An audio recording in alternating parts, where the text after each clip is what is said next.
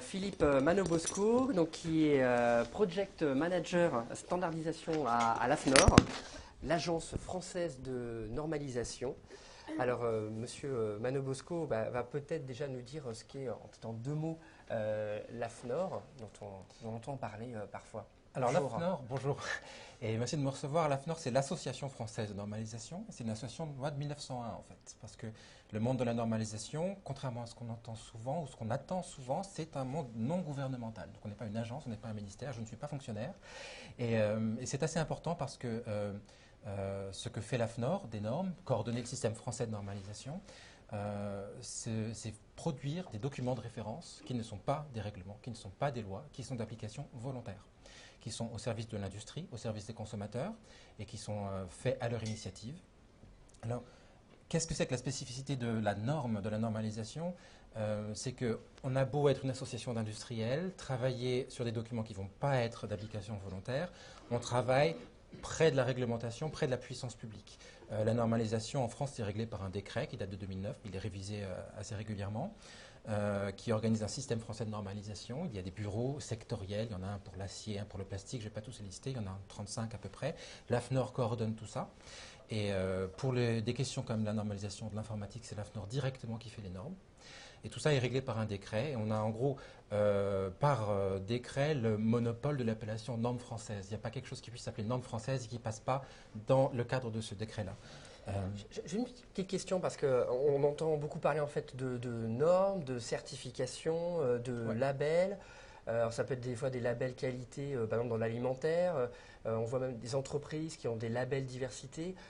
Comment on s'y retrouve? Enfin, quelle est la différence entre tous ces intitulés Alors, la norme, c'est une très bonne question parce qu'effectivement, la confusion est fréquente. La norme, c'est un document de référence. On dit ce qu'on va faire. Parfois, c'est simplement de la terminologie. Mettre d'accord les gens sur les mots qu'on va utiliser sur le marché.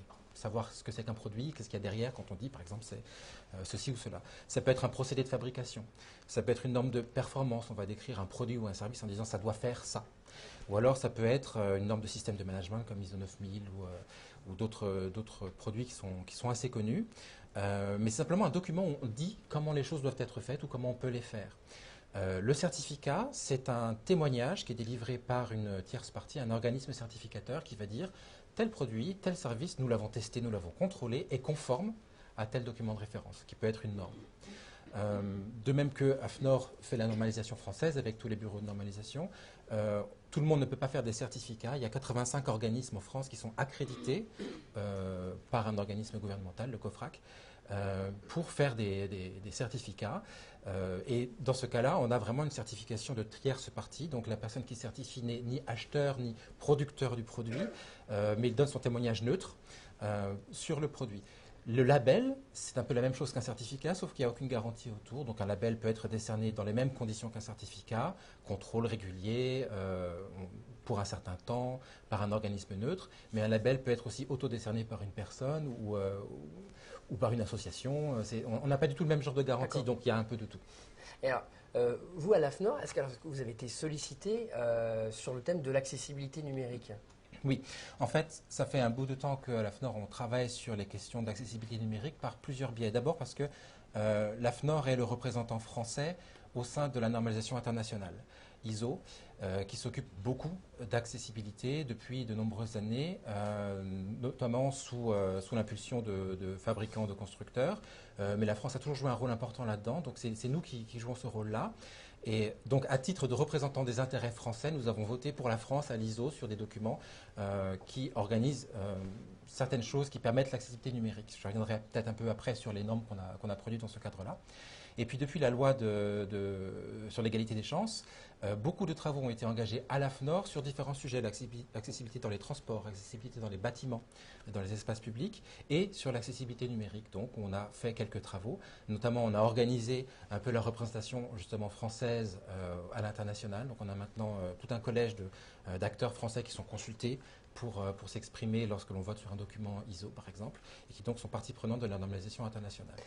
Alors, si je suis par exemple, une entreprise, une école, une entité, une association, enfin, je veux créer un site web, je veux qu'il soit accessible, là, je vous écoute, je me dis, bon, bah, ça sera bien que, du coup, que je réponde à une norme. Alors, à laquelle il y a des normes spécifiques en France, il y a des normes internationales. Est-ce que je dois choisir une norme avant de commencer à réfléchir à mon site? Est-ce que je peux répondre à plusieurs normes en même temps? En fait, on n'essaie pas d'avoir le contrôle sur tout. On est au service de là où il y a des besoins. Donc, sur le plan particulier de l'accessibilité des sites web, il y a un organisme qui s'appelle le W3C qui fait ce qu'ils appellent des recommandations. Ça n'est pas dans le système international de normalisation. Donc, dans notre vocabulaire, on n'appelle pas ça des normes, on appelle ça des standards.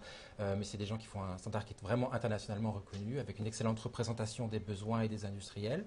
Donc, c'est cette norme-là qui s'impose sur le marché. Lorsqu'on veut faire un site web accessible, je pense que les documents du W3C, en l'occurrence les Web Content Accessibility Guidelines, sont un bon point de départ. Ça ne veut pas dire que ça va recouvrir tous les besoins, répondre à toutes les questions, mais c'est un bon point de départ et la FNOR n'a pas vocation à remplacer ce document-là. D'accord. Mais alors, est-ce que si je veux passer la vitesse supérieure, est-ce que du coup, il y a des normes qui existent en France sur l'accessibilité numérique? Alors sur l'accessibilité numérique, ça dépend un peu comment on définit l'accessibilité numérique. Sur le web, en général, tout ce qui existe est dérivé peu ou prou des documents du W3C. Mais il y a aussi d'autres dimensions à l'accessibilité numérique. Par exemple, on a entendu parler tout à l'heure du logiciel JAWS. Il y a donc une question d'interface au niveau informatique entre ce logiciel qui est une technologie d'assistance et le système d'exploitation de l'ordinateur sur lequel il est installé. Au niveau international, on travaille beaucoup sur cette question et on essaie non pas d'unifier tout, mais au moins de bien documenter la façon dont les différents logiciels ou technologies d'assistance peuvent s'interfacer avec le système d'exploitation. C'est assez technique, mais on arrive à avoir maintenant une couverture assez bonne avec un document décrivant les fonctions d'accessibilité Windows, les fonctions d'accessibilité des systèmes IBM, ceux des systèmes Linux, ceux des systèmes Java. On attend de travailler avec Apple et Google, on espère y arriver bientôt, mais ça fait partie du travail que l'on fait. Vous voyez que c'est assez technique, c'est très très en amont des besoins de l'utilisateur en l'occurrence, mais c'est notre métier d'aller là où il y a un besoin pour le couvrir. D'accord, très bien.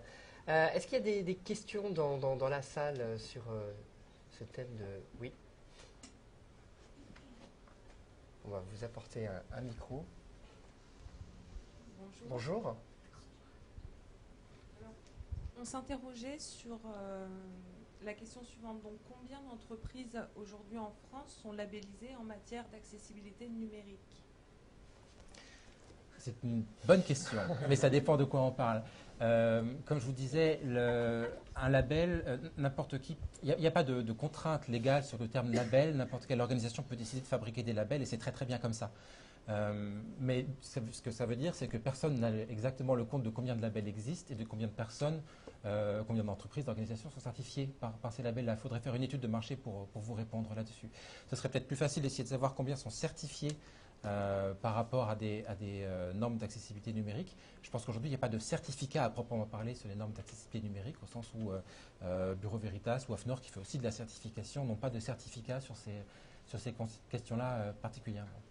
Donc là, on est dans un domaine où on ne contrôle pas le marché, où on a affaire à des questions de réputation. C'est la légitimité technique de la personne ou de l'organisation qui décerne des labels qui va faire la valeur du label, qui va faire aussi son attractivité pour les organisations qui seraient candidates à obtenir ce label et qui va peut-être faire la pertinence de ce label sur le marché. Merci. Est-ce qu'il y a une autre question dans la salle? Oui. Bonjour. Bonjour. Je voulais savoir depuis combien de temps l'AFNOR parle d'accessibilité numérique D'accord.